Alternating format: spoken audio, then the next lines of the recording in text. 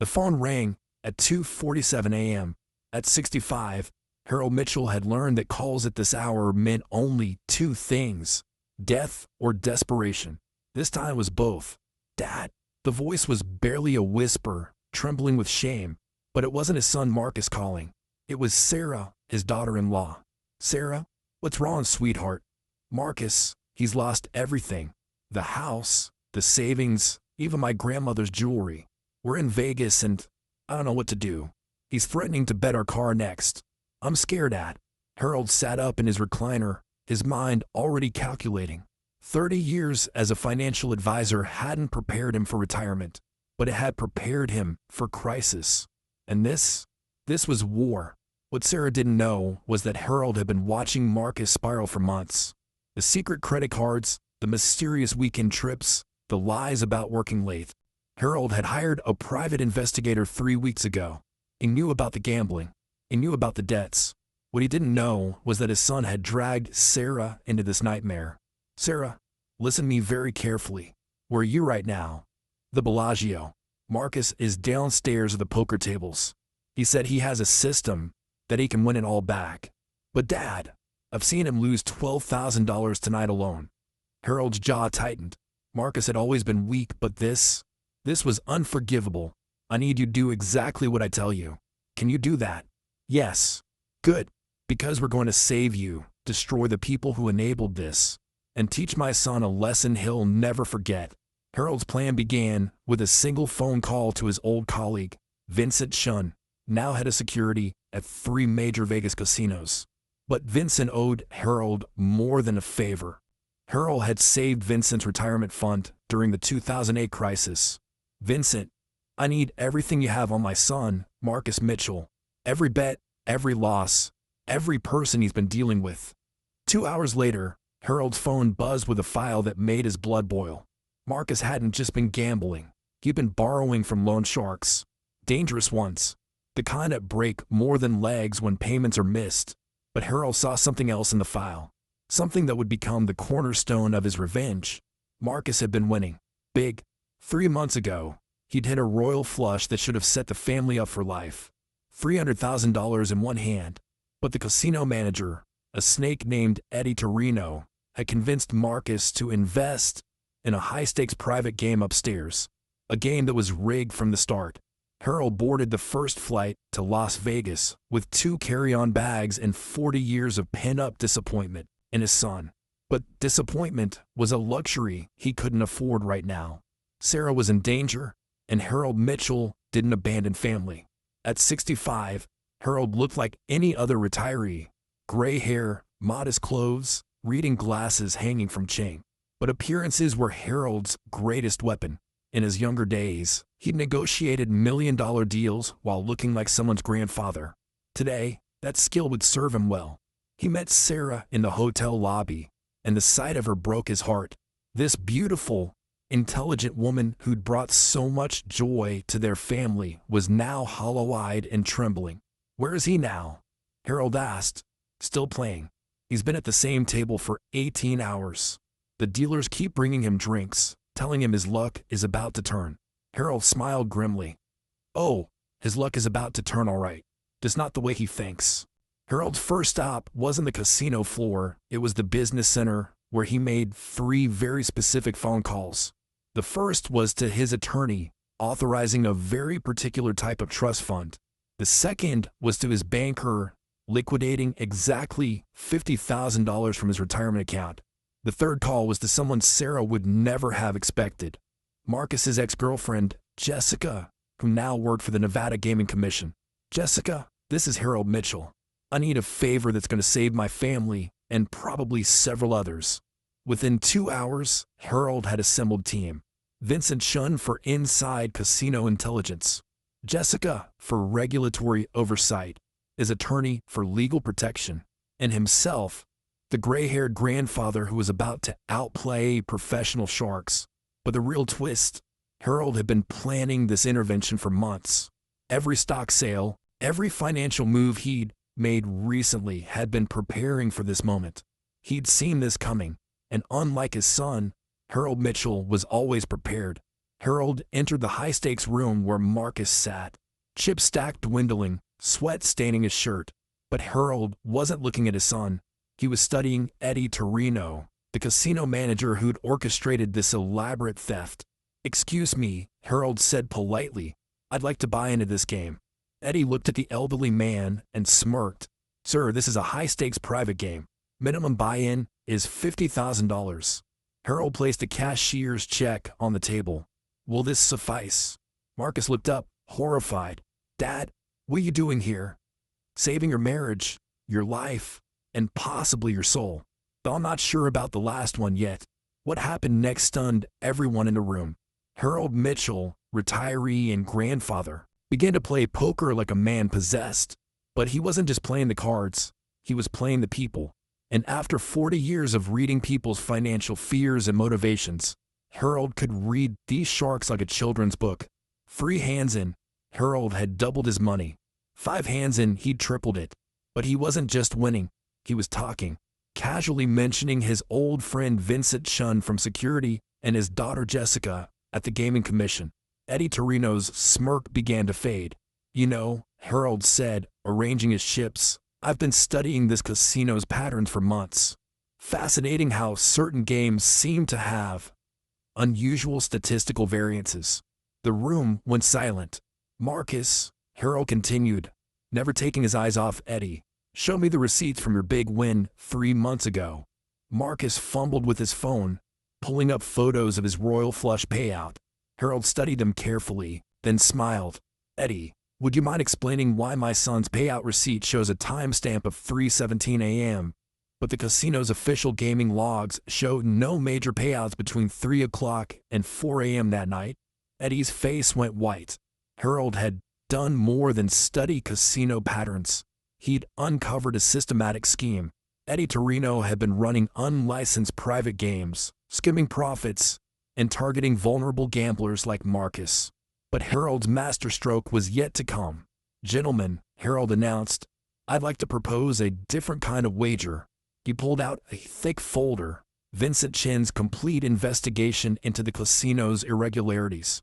"Mr. Torino, I'll bet everything on this table, roughly $400,000 now, against something very specific. If I win this hand, you return every dollar my son lost in your rigged games. You resign immediately, and you confess to the gaming commission. If you win, you keep everything, and I'll never mention what I know about your operation." Eddie tried to laugh it off, but the other players were already backing away from the table. They'd recognized the smell of the setup. "You're bluffing, old man." Harold smiled and pushed a button on his phone. Suddenly, Vincent Chin's voice filled the room through the speaker. "Gaming commission raid in progress. All irregularities are being documented." The room erupted in chaos, but Harold sat calmly as Vincent Shun and 2 gaming commission officials entered. But the biggest shock was yet to come. "Marcus," Harold said quietly, "come here." His son approached, shame written across his face. "I've been watching you destroy yourself for months. I could have intervened earlier, but I wanted to see if you'd find the strength to stop yourself. You didn't." Marcus began to cry. "Dad, I'm so sorry. I don't know how this happened. I just kept thinking I could win it back." "That's exactly what they counted on. But here's what you don't understand. This wasn't about the money. It was never about the money." Harold pulled out another folder. "This is a complete psychological profile of gambling addiction, treatment options, and a path forward. Sarah called me because she loves you, but she can't save you. I called in every favor I had because I love you both, but I can't save you either." He paused, letting the weight of his words sink in. "Only you can save yourself, but I can give you the tools and the time to do it." The revelation that stunned everyone.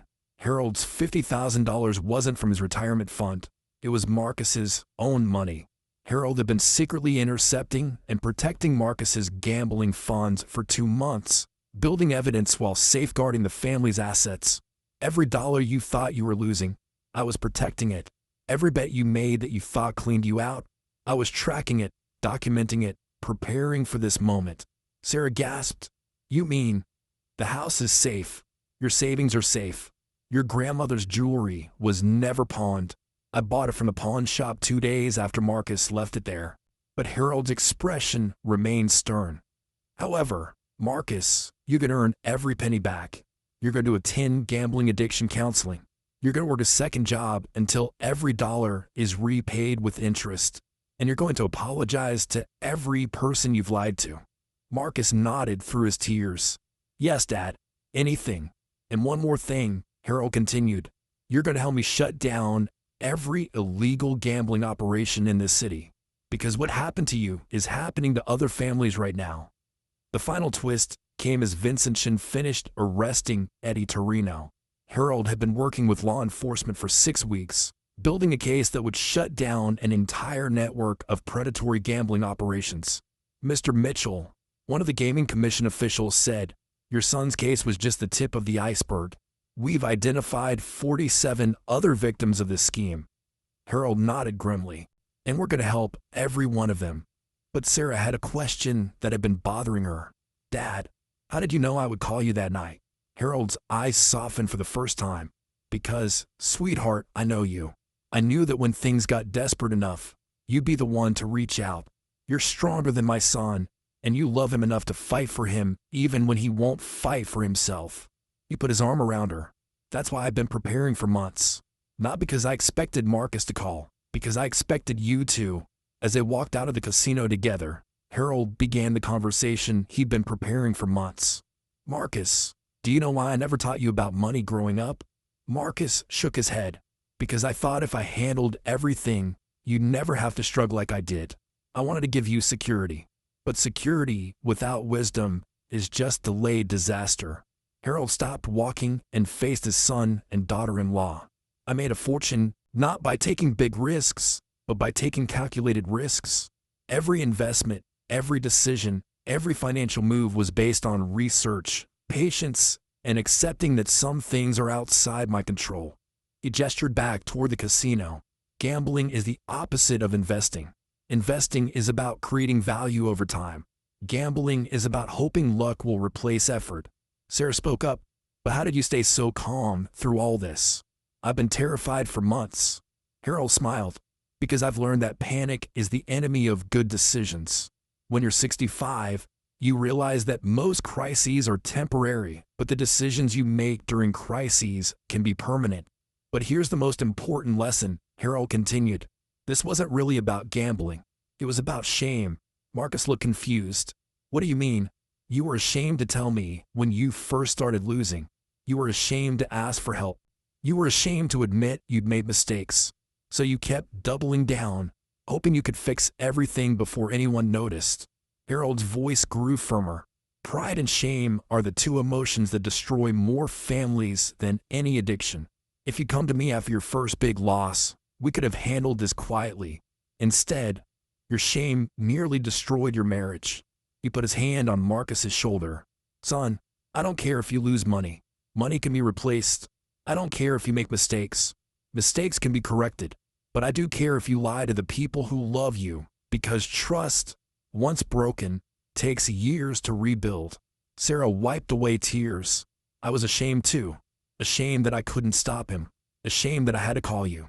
"Sweetheart," Harold said gently, "asking for help isn't failure. It's wisdom. Do you think I solved this alone?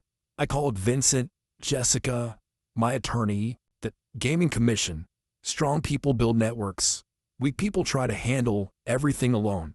As they sat in Harold's hotel room, he opened his laptop and showed them something that shocked them both. "This is my retirement portfolio. Do you know what you're looking at?" They stared at the screen, showing hundreds of thousands of dollars across various investments. "This isn't just money I saved. This is money I protected by being boring. While other people my age were chasing get-rich-quick schemes, I was buying index funds. While they were gambling in the stock market, I was diversifying." Marcus asked, "But Dad, didn't you ever want to take bigger risks? Try make it big." Harold chuckled. "Son, I didn't make it big. I made it big slowly, consistently, and boringly. Do you know what compound interest is?" For the next 10 minutes, Harold explained how $500 a month invested consistently for 30 years had grown into his substantial retirement fund. "The money I used to save you tonight, that was just 2 months of investment gains. That's the power of patience and consistency." He pulled out a calculator. If you put the money you were gambling away into a simple retirement account instead, by the time you're my age, you'd have over $2 million. Sarah's eyes widened. $2 million. The house always wins in Vegas, Harold said, but time always wins in investing. The question is, which side do you want to be on? Harold's final revelation was a detailed plan he'd been crafting for weeks. Marcus, here's what's going to happen. Tomorrow, you're starting a new job at Vincent Chin's security consulting firm. You're going to learn how casinos work, how they identify problem gamblers, and how they exploit weaknesses. Marcus looked surprised.